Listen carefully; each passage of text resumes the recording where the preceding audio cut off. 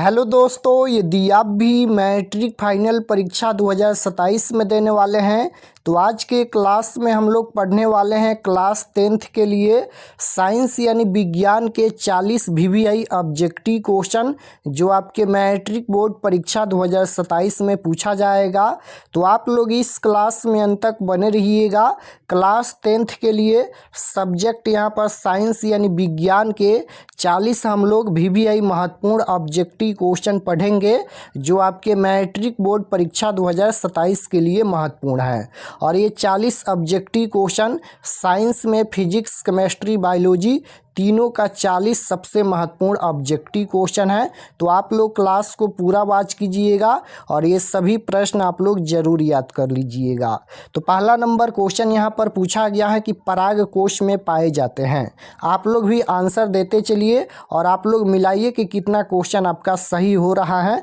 तो पराग कोश में क्या पाए जाते हैं, तो याद रखिएगा पराग कोश में परागकण पाए जाते हैं। तो right answer option number C में दिया गया है। पराग कोश में क्या पाए जाते हैं, तो पराग कोश में परागकण पाए जाते हैं। Right answer option number C हो जाएगा। ये क्वेश्चन कई बार बोर्ड एग्जाम में पूछा गया है तो आपको याद रखना है कि पराग कोश में परागकण पाए जाते हैं।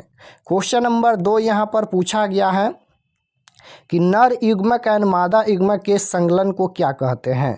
नर युग्मक एवं मादा युग्मक के संकलन को क्या कहते हैं, तो याद रखिएगा निषेचन कहते हैं। Right answer option number A हो जाएगा, निषेचन कहा जाता है। क्वेश्चन नंबर 3 यहाँ पर पूछा गया है कि मनुष्य कोशिका में गुणसूत्रों की संख्या क्या है। तो मनुष्य कोशिका में 46 गुणसूत्र होते हैं यानी 23 जोड़े गुणसूत्र होते हैं। तो right answer option number D में दिया गया है, 46 गुणसूत्र होते हैं। क्वेश्चन नंबर 4 यहाँ पर पूछा गया है कि भोजन का पचना किस प्रकार की अभिक्रिया है। तो भोजन का पचना ये किस प्रकार की अभिक्रिया है, उपचयन अभिक्रिया, अपचयन अभिक्रिया या संयोजन अभिक्रिया या विस्थापन अभिक्रिया। तो याद रखिएगा भोजन का पचना उपचयन अभिक्रिया कहलाता है। तो right answer option number A हो जाएगा। भोजन का पचना ये किस प्रकार की अभिक्रिया है, तो भोजन का पचना ये उपचयन अभिक्रिया है। Option number A right answer. Question number 5 यहाँ पर पूछा गया है कि एंड्रोजन है। तो एंड्रोजन क्या है, याद रखिएगा एंड्रोजन ये नर्लिंग हार्मोन है यानी नर हार्मोन है। Right answer option number A हो जाएगा। क्वेश्चन नंबर 6 यहाँ पर पूछा गया है कि मानव हृदय में कितने कोष्ठ पाए जाते हैं। तो मानव हृदय में कितने कोष्ठ पाए जाते हैं, तो याद रखिएगा मानव हृदय में 4 कोष्ठ पाए जाते हैं। राइट आंसर सी में दिया गया है। मानव हृदय में कितने कोष्ठ पाए जाते हैं, तो मानव हृदय में 4 कोष्ठ पाए जाते हैं। क्वेश्चन नंबर 7 यहाँ पर पूछा गया है कि मैग्नीशियम पाया जाता है। मैग्नीशियम किस में पाया जाता है, तो मैग्नीशियम क्लोरोफिल में पाया जाता है। Right answer option number A हो जाएगा। और क्लोरोफिल के कारण पेड़ पौधे हरे होते हैं। तो मैग्नीशियम किस में पाया जाता है, याद रखिएगा मैग्नीशियम क्लोरोफिल में पाया जाता है। राइट आंसर ए हो जाएगा। क्वेश्चन नंबर 8 यहाँ पर पूछा गया है कि हीमोग्लोबिन की कमी से कौन सा रोग होता है। तो हीमोग्लोबिन की कमी से कौन सा रोग होता है, तो याद रखिएगा एनीमिया रोग होता है। Right answer option number C हो जाएगा। हीमोग्लोबिन की कमी से कौन सा रोग होता है, तो एनीमिया रोग होता है। राइट आंसर सी हो जाएगा। क्वेश्चन नंबर 9 नंबर क्वेश्चन है कि प्रकाश संश्लेषण की क्रिया होती है। तो प्रकाश संश्लेषण की क्रिया किस में होती है, तो याद रखिएगा प्रकाश संश्लेषण की क्रिया हरे पौधे में होती है। प्रकाश संश्लेषण क्या है, तो प्रकाश संश्लेषण वह प्रक्रिया है जिसमें पेड़ पौधे सूर्य के प्रकाश की उपस्थिति में कार्बन डाइऑक्साइड तथा जल का उपयोग करके अपना भोजन बनाते हैं। वह प्रक्रिया प्रकाश संश्लेषण कहलाता है। तो right answer option number C हो जाएगा। प्रकाश संश्लेषण की क्रिया हरे पौधे में होती है। तो right answer option number C हो जाएगा। क्वेश्चन नंबर 10 देखिएगा, यहाँ पर पूछा गया है 10 नंबर क्वेश्चन है कि मेंडल ने अपने प्रयोग के लिए बगीचे में उगाए जाने वाले किस पौधे का चयन किया। तो मेंडल ने अपने प्रयोग के लिए बगीचे में उगाए जाने वाले किस पौधे का चयन किया? तो साधारण मटर का चयन किया। याद रखिएगा, साधारण मटर का चयन किया। राइट आंसर ए हो जाएगा। क्वेश्चन नंबर 11 यहाँ पर पूछा गया है कि सभी जीव जंतुओं के लिए ऊर्जा का अंतिम स्रोत है। तो सभी जीव जंतुओं के लिए ऊर्जा का अंतिम स्रोत कौन है? सूर्य है। राइट आंसर ए हो जाएगा। सभी जीव जंतुओं के लिए ऊर्जा का अंतिम स्रोत सूर्य है। राइट आंसर ए होगा। क्वेश्चन नंबर 12 यहाँ पर पूछा गया है कि ओजोन परत किस मंडल में पाया जाता है? तो ओजोन परत ये किस मंडल में पाया जाता है? तो याद रखिएगा, समताप मंडल में पाया जाता है। Right answer option number A हो जाएगा। ओजोन परत किस मंडल में पाया जाता है? समताप मंडल में पाया जाता है। क्वेश्चन नंबर 13 यहाँ पर पूछा गया है कि आवर्त सारणी में कितने वर्ग होते हैं? तो आवर्त सारणी में कितने वर्ग होते हैं, वर्ग पूछा गया है। तो याद रखिएगा, आवर्त सारणी में वर्ग पूछा जाएगा तो 18 वर्ग होता है, और आवर्त पूछा जाएगा तो 7 आवर्त होता है। तो यहाँ पर वर्ग पूछा गया है तो 18 वर्ग होता है। राइट आंसर डी हो जाएगा। और आवर्तों की संख्या 7 होता है। क्वेश्चन नंबर 14 यहाँ पर पूछा गया है कि हीलियम कैसा तत्व है? तो हीलियम कैसा तत्व है? हीलियम अक्रिय तत्व है। Right answer option number A हो जाएगा। हीलियम कैसा तत्व है? तो हीलियम अक्रिय तत्व है। क्वेश्चन नंबर 15 यहाँ पर पूछा गया है कि सबसे कठोर प्राकृतिक पदार्थ है। सबसे कठोर प्राकृतिक पदार्थ पूछा गया है। तो सबसे कठोर प्राकृतिक पदार्थ हो जाएगा हीरा। ऑप्शन नंबर सी में दिया गया है। राइट आंसर सी हो जाएगा। क्वेश्चन नंबर 16 यहाँ पर पूछा गया है कि किस धातु को चाकू से सरलता से काटा जा सकता है? किस धातु को चाकू से सरलता से काटा जा सकता है? तो याद रखिएगा, सोडियम और लिथियम को चाकू से आसानी से काट सकते हैं क्योंकि ये मुलायम होते हैं। तो right answer option number D हो जाएगा। किस धातु को चाकू से सरलता से काटा जा सकता है? तो सोडियम और लिथियम को चाकू से आसानी से काटा जा सकता है क्योंकि ये मुलायम होते हैं। क्वेश्चन नंबर 17 यहाँ पर पूछा गया है कि कौन सा धातु कमरे के ताप पर द्रव होता है? धातु पूछा गया है। तो कौन सा धातु कमरे के ताप पर द्रव होता है? धातु पूछा जाएगा तो पारा हो जाएगा, और धातु पूछा जाएगा तो ब्रोमीन हो जाएगा। क्वेश्चन नंबर 18 है लोहे की परमाणु संख्या। तो लोहे की परमाणु संख्या 26 होता है। डी में दिया गया है। राइट आंसर डी हो जाएगा। लोहे की परमाणु संख्या क्या होता है? तो 26 होता है। Option number D right answer. Question number 19 यहाँ पर पूछा गया है कि उदासीन विलयन का पीएच मान होता है। उदासीन विलयन का पीएच मान क्या होता है? तो उदासीन विलयन का पीएच मान 7 होता है। याद रखिएगा, अम्ल का पीएच मान 7 से कम होता है, क्षार का पीएच मान 7 से ज़्यादा होता है, और उदासीन विलयन का पीएच मान 7 के बराबर होता है। तो राइट आंसर सी हो जाएगा। उदासीन विलयन का पीएच मान 7 होता है। क्वेश्चन नंबर 20 यहाँ पर पूछा गया है निम्नलिखित में कौन अम्ल है? यहाँ पर अम्ल का पीएच मान पूछा गया है, यानी निम्नलिखित में कौन अम्ल का पीएच मान है? तो अम्ल का पीएच मान 7 से कम होता है। 7 से कम यहाँ पर 2 है, तो 2 यहाँ पर ये अम्ल का पीएच मान है। तो राइट आंसर डी हो जाएगा। क्वेश्चन नंबर 21 यहाँ पर पूछा गया है कि सिल्वर क्लोराइड का रंग होता है। तो सिल्वर क्लोराइड का रंग कैसा होता है? सफेद होता है। राइट आंसर सी हो जाएगा। सिल्वर क्लोराइड का रंग होता है सफेद। क्वेश्चन नंबर 22 यहाँ पर पूछा गया है कि नमक का रासायनिक सूत्र है।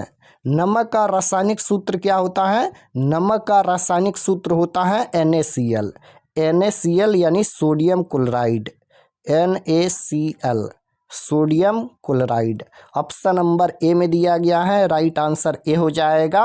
नमक का रासायनिक सूत्र क्या होता है? NaCl sodium chloride. Option number A में दिया गया है। क्वेश्चन नंबर 23 यहाँ पर पूछा गया है कि समतल दर्पण की फोकस दूरी होती है। समतल दर्पण की फोकस दूरी अनंत होती है। ये चैप्टर नंबर 1 में हम पढ़ाए हैं। समतल दर्पण की फोकस दूरी अनंत होती है, और समतल दर्पण में हमेशा काल्पनिक प्रतिबिंब बनता है। तो राइट आंसर ए हो जाएगा। क्वेश्चन नंबर 24 यहाँ पर पूछा गया है कि उत्तल दर्पण का उपयोग होता है। उत्तल दर्पण का उपयोग कहाँ होता है? उत्तल दर्पण का उपयोग वाहन के साइड मिरर के रूप में होता है। Right answer option number A हो जाएगा। उत्तल दर्पण का उपयोग वाहन के साइड मिरर के रूप में होता है। Option number A right answer. Question number 25 यहाँ पर पूछा गया है कि सरल सूक्ष्मदर्शी में किस प्रकार का लेंस कार्य करता है? तो सरल सूक्ष्मदर्शी में किस प्रकार का लेंस कार्य करता है? तो सरल सूक्ष्मदर्शी में उत्तल लेंस कार्य करता है। तो right answer option number A हो जाएगा। सरल सूक्ष्मदर्शी में उत्तल लेंस कार्य करता है। क्वेश्चन नंबर 26 यहाँ पर पूछा गया है कि प्रकाश के अपवर्तन के कितने नियम हैं? तो प्रकाश के अपवर्तन के कितने नियम हैं? प्रकाश के परावर्तन तथा प्रकाश का अपवर्तन के 2 नियम होता है। दोनों नियम हम पढ़ा दिए हैं चैप्टर नंबर 1 में ही, प्रकाश के परावर्तन तथा अपवर्तन में। तो प्रकाश के अपवर्तन पूछे, प्रकाश के परावर्तन पूछे, दोनों का 2 नियम होता है। क्वेश्चन नंबर 27 यहाँ पर पूछा गया है कि दाढ़ी बनाने में कौन सा दर्पण प्रयुक्त होता है? दाढ़ी बनाने में यानी हजामत के रूप में कौन सा दर्पण प्रयुक्त होता है? अवतल दर्पण प्रयुक्त होता है, क्योंकि इसमें बड़ा प्रतिबिंब बनता है। तो राइट आंसर सी हो जाएगा। क्वेश्चन नंबर 28 यहाँ पर पूछा गया है। 28 नंबर क्वेश्चन है कि किसी गोलीय दर्पण की वक्रता त्रिज्या 50 सेंटीमीटर है तो उसकी फोकस दूरी क्या होगी? फोकस दूरी यानी एफ का वैल्यू पूछा गया है। तो चैप्टर नंबर 1 में हम पढ़ाए थे फोकस दूरी का फार्मूला और वक्रता त्रिज्या का फार्मूला, आपको याद होना चाहिए। तो एफ बराबर r/2 फार्मूला होता है फोकस दूरी का फार्मूला। आर के जगह पर वक्रता त्रिज्या 50 दिया गया है, 50/2 यानी 25 सेंटीमीटर इसका आंसर हो जाएगा। ऑप्शन नंबर बी में दिया गया है। फोकस दूरी एफ बराबर r/2 यानी 50/2 तो 25 सेंटीमीटर हो जाएगा फोकस दूरी। क्वेश्चन नंबर 29 यहाँ पर पूछा गया है स्पेक्ट्रम में किस रंग की किरण का झुकाव अधिक होता है? तो बैंगनी रंग का अधिक होता है। राइट आंसर डी हो जाएगा। 30 नंबर क्वेश्चन यहाँ पर पूछा गया है कि समतल दर्पण के द्वारा बने वस्तुओं के प्रतिबिंब कैसा होता है? तो समतल दर्पण में हमेशा काल्पनिक प्रतिबिंब बनता है। तो right answer option number A हो जाएगा।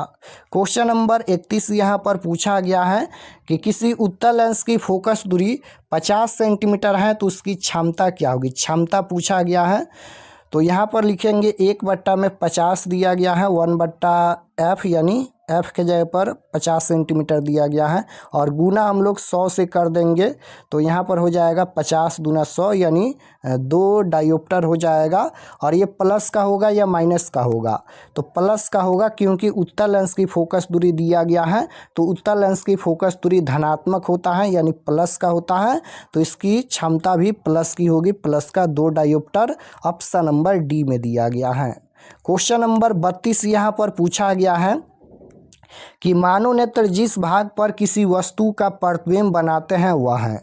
तो मानव नेत्र जिस भाग पर किसी वस्तु का प्रतिबिंब बनाते हैं वह दृष्टिपटल यानी रेटिना होता है। राइट आंसर डी हो जाएगा, दृष्टिपटल या रेटिना। तो option number D right answer होगा। 33 नंबर क्वेश्चन है कि निम्नलिखित में स्पष्ट दर्शन की न्यूनतम दूरी कौन है? न्यूनतम दूरी पूछा गया है तो 25 सेंटीमीटर हो जाएगा और दूर बिंदु पूछा जाएगा तो अनंत होता है। तो right answer option number B हो जाएगा। न्यूनतम दूरी पूछा जाएगा तो 25 सेंटीमीटर होता है, मीटर में नहीं होता है, सेंटीमीटर में होता है। क्वेश्चन नंबर 34 यहाँ पर पूछा गया है कि निकट दृष्टि दोष के निवारण के लिए किस लेंस का व्यवहार किया जाता है? सबसे पहले निकट दृष्टि दोष कब उत्पन्न होता है?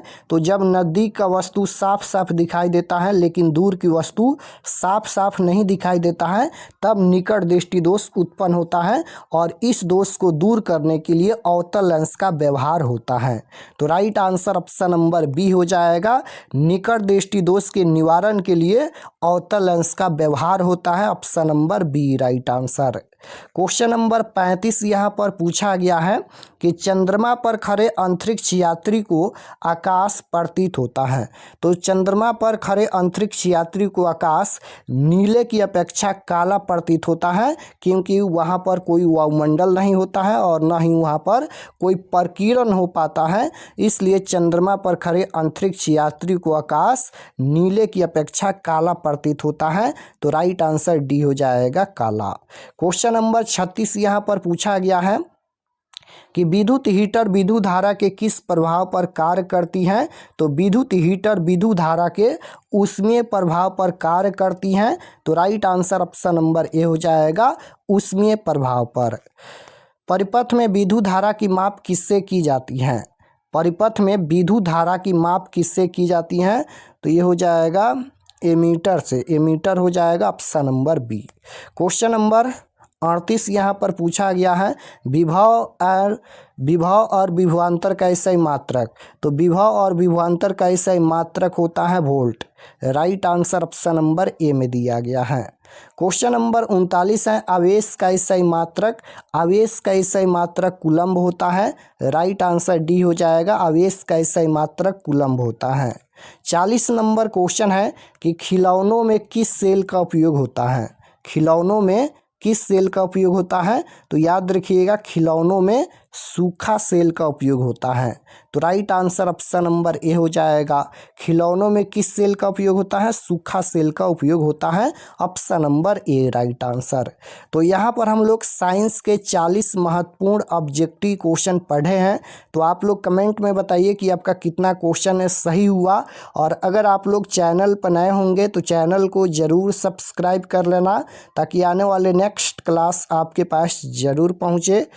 और ये क्वेश्चन आपको कमेंट में बताना है इसका आंसर क्या होगा। ये आप लोग का होमवर्क रहेगा। इसका आंसर आप लोग कमेंट में बताइएगा। क्वेश्चन यहाँ पर है कि डायनेमो से कैसी धारा प्राप्त होती है। आप लोग 9th क्लास में 8th क्लास में भी पढ़े होंगे। तो इसका आंसर आप लोग कमेंट में बताइएगा कि डायनेमो से कैसी धारा प्राप्त होती हैं।